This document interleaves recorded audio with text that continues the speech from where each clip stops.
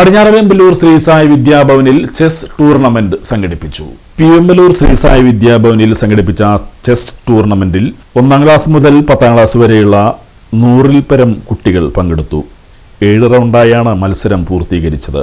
Babasai educational trust chairman Ambadi Balakrishnan ചടങ്ങിൽ പ്രഭാഷണം നടത്തി. School director C Vijayakumari, administrative officer doctor Varada B Menon, principal Siji Sijesh, vice principal P C Mohanan, school chess trainer Jas എന്നിവർ നേതൃത്വം നൽകി.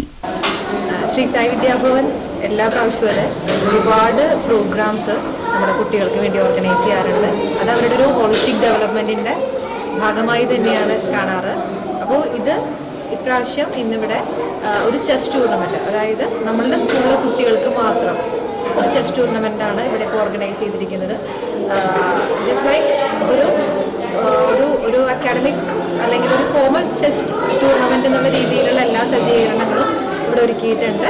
ഇത്തരം ചെസ് ടൂർണമെൻറ്റ്സ് നമ്മുടെ കുട്ടികൾക്ക് പ്രോബ്ലം സോൾവിങ് സ്കിൽസ്, അതേപോലെ തന്നെ ബോർഡ് അണ്ടർസ്റ്റാൻഡിങ്, പിന്നെ കോൺസെൻട്രേഷൻ, പിന്നെ ഒരു കോൺഫിഡൻസ്, അതായത് അവർക്ക് ജയം മാത്രമല്ല തോൽവികളെയും നല്ല രീതിയിൽ തന്നെ കോൺഫിഡൻ്റായി തന്നെ ഫേസ് ചെയ്യാനുള്ളൊരു കഴിവ്, അത്തരം സ്കിൽസും എല്ലാം ചെസ് കഴിവുകൾ